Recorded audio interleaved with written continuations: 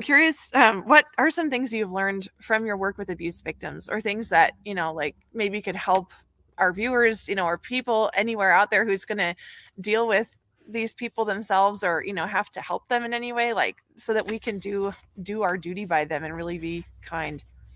Sure. I think one is I've developed a lot more compassion for victims. I mean, I had a lot of compassion anyway, but working personally with various victims, understanding their circumstances, and some of them who left the faith, I'm not nearly as judgmental towards them as I used to be. Because I think, wow, if I went through what they went through and the trauma that they went through, and then being re-victimized by people in the hierarchy who didn't believe me, it would be so hard for me. I can understand. I'm not saying it's right. I'm just saying that understandably from a human perspective, why they would be weak and decide, I just can't do this anymore. I can't remain a Catholic anymore because I was betrayed by too many people in the church that I trusted. So I certainly do not look down on any of them. I pray for them that they would come back to the faith, because it's really in the church through the life-giving sacraments they can truly find healing and resolution. So developing that compassion, and then also learning to work with lots of different kinds of people, because my work takes me to very interesting places and with very interesting people. And it puts me in touch with people that I would never be in touch with at all.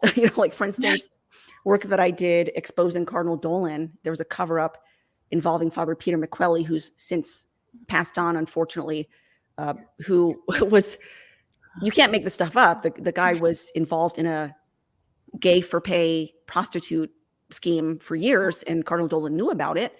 And the brave source willing to testify to all this was actually the former girlfriend of the gay for pay prostitute who was a stripper in New York, Jewish atheist stripper. And yet here she was, the only one who was willing to talk about all of this.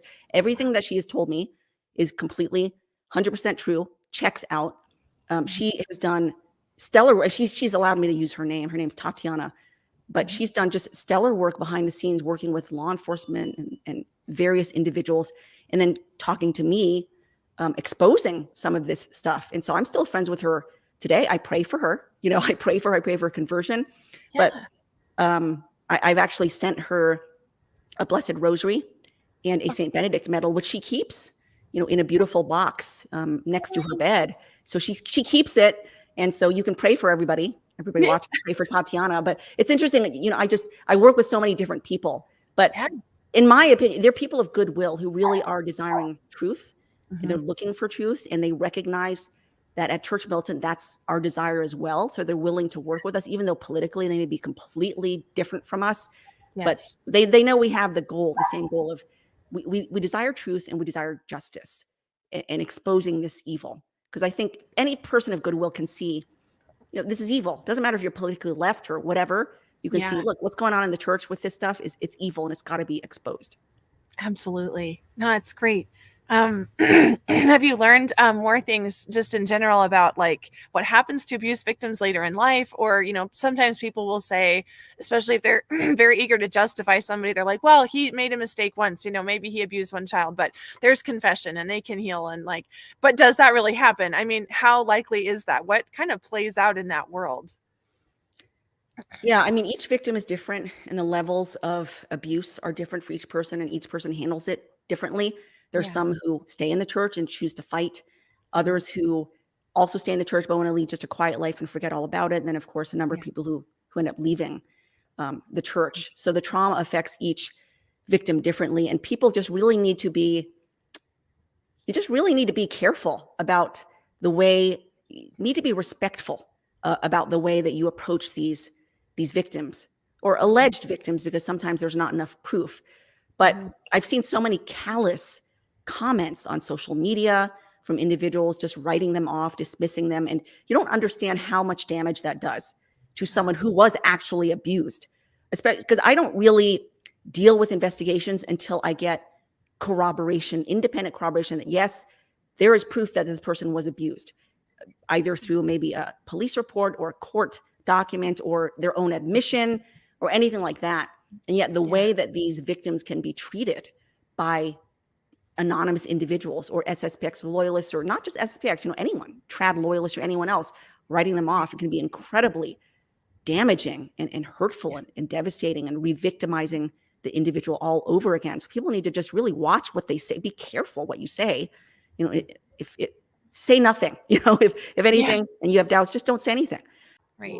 Well, and I understand that a lot of the victims, when they come forward at first, they usually are telling their family, and some of their families completely disown them, or their entire church community. I mean, that's not something that you do to get, good points with anybody. It's like only if you're desperate. And what do they even say? There's like the general statistics out there, like in child cases, are that 95% of children are not lying if they report a sexual abuse instance, because especially for a kid, like, are they even going to think of that on their own? Like, how would they come up with that? Why would they want to talk about it? Why would they want to make a big deal out of it and then have to suffer all the consequences? I mean, it's terrible. So it really is. Really suffer. And then I also, I mean, maybe you can speak to this too, but many victims end up becoming abusers themselves, especially if they were abused as children and then into adulthood. So it creates this whole culture that just goes around and around. It actually gets worse and worse as time goes by.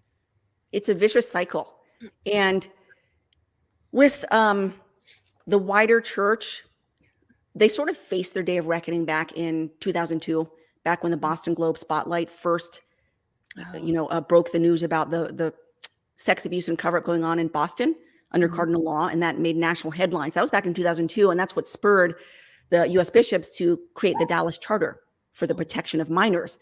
And that was supposed to have fixed the clergy abuse problem in the church in America. Now, of course, we know that McCarrick was a drafter of the Dallas Charter, who was probably America's most notorious clerical predator. And it certainly didn't fix the problem, obviously. But back in 2002, that was kind of the day of reckoning for the wider church in America.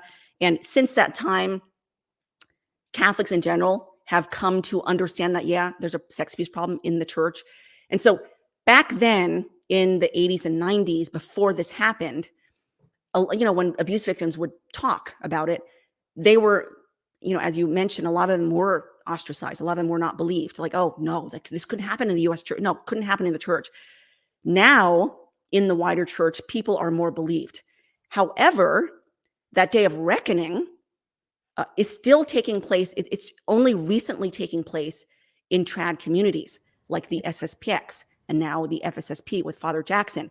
That's been recent in the past couple of years. Mm-hmm. They're now facing their own day of reckoning. And I've worked with so many victims who were absolutely shamed, shunned by their community, and particularly the SSPX, when they talked about abuse. When they, for instance, Father Benedict Vanderputten, who is now no longer an SSPX priest, but he abused a number of young women. And I spoke to a number of those women. And in every single case, they were shunned. In every single case, the community ostracized them or their family. They didn't want to believe that an SSPX priest could be guilty of such crimes. And it's not just them. I mean, it's this case after case after case that I've spoken to from people all over the world. Every time a victim speaks out in the SSPX, they are shunned. They don't want to believe them. And so unfortunately, that's still happening a lot in the trad communities. It's not happening so much in the Novus Ordo because, like I said, they've had, more than 2 decades now to process this, but they're still processing it now in the trad communities, and they're still learning to come to terms with it. And what's really interesting is when I first aired my expose on the SSPX in April 2020, that got massive backlash and nobody wanted to believe it. They were all attacking me as a liar and the victims and whistleblowers as liars. But I just kept I kept rolling out these reports, rolling out these investigations, one after another until the body of evidence is just so big now that nobody can deny unless you're willfully blind. And I've seen a slow progression in people's thinking about SSPX abuse. In the beginning, it was absolute flat out denial. No, it doesn't happen. You're lying. Then after a while, it's like, okay, well, maybe it happens, but they're just tiny little pockets here. It's nothing. It's just 1 or 2. But then as more reports come out now, I'm noticing more and more either people are silent, they won't say anything about it, or they'll say like, okay, fine, it happens everywhere. Like that's the attitude I'm getting now is more like, okay, fine, it happens everywhere. So, okay.